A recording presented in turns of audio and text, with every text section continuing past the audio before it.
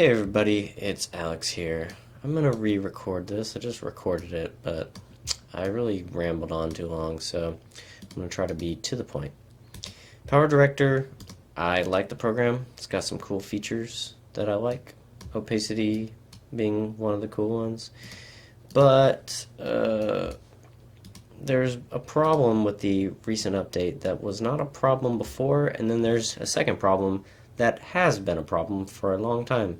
And I'm going to go over both of them, and hopefully they'll be fixed very soon. The first problem, the new problem, is that you cannot get to lower layer clips very easily anymore. So it used to be that if I highlighted this clip, which is skateboard 1, since it's lower down, what we can do is normally we would be able to grab it after highlighting it and move it around and reposition it. What's interesting is the rotation still works fine, but the only way to actually move it is to grab it in a place that is not covered up by the clip in front. So that's no good. Now you might say, well, when's that relevant? Well, I will show you. The way I like to edit is about like this. Instead of deleting the clip and leaving the gap there, which would make it easier to move this thing around, which, again, there's more reasons why you might have to do that, especially the way I edit. But I like to do the opacity, and you get yourself a nice little cut. Oh, that audio sounds horrible. Anyway, yeah, I don't like this. Yeah, but as you can see, you cannot get to the lower layer clip. You'll be moving the clip that is invisible. Even if you select the layer in the middle, you try to grab it, can't do it. So you kind of have to like learn to move it out of the way. But if you're working with like 4 or 5 layers, which I often do, that is a problem. And it shouldn't be that hard to fix it. It honestly wasn't a problem before.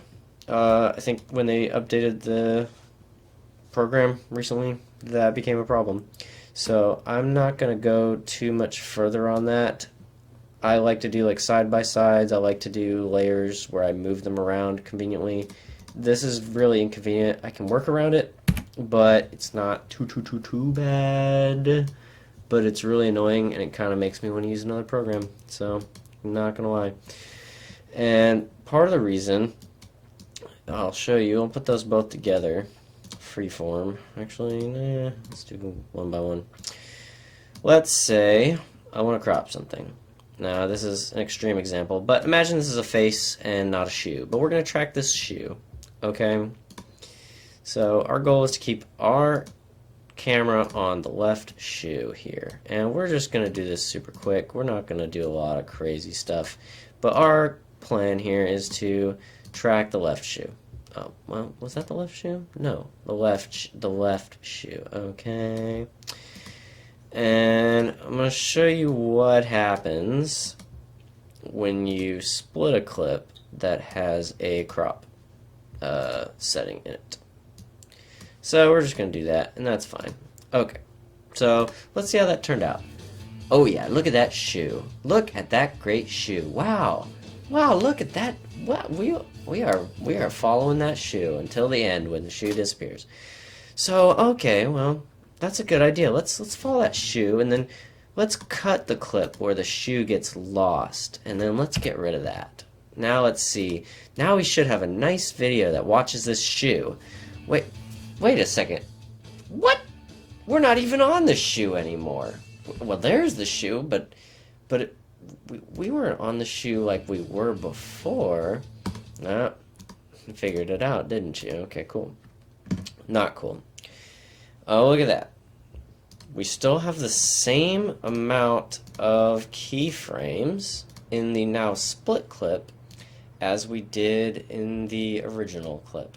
So the way PowerDirector has this set up is that the clip itself has everything is on this bottom timeline. This is not a actual proper time-stamped time bar with the keyframes.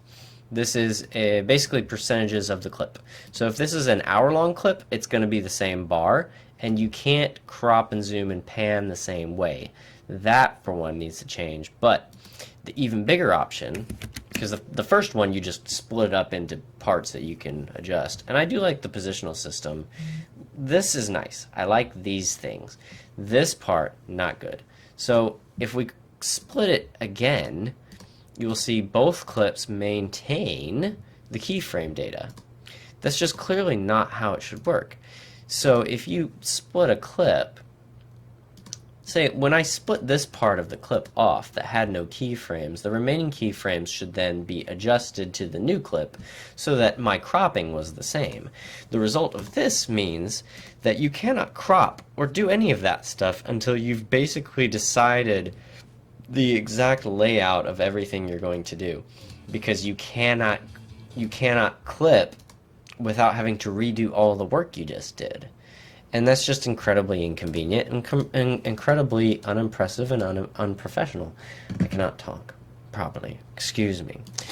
I'm very frustrated with that because, like I said, I like to take a face and use the crop feature to kind of follow it around sometimes and like overlay it onto something else, doing a reaction vid from two perspectives as an example.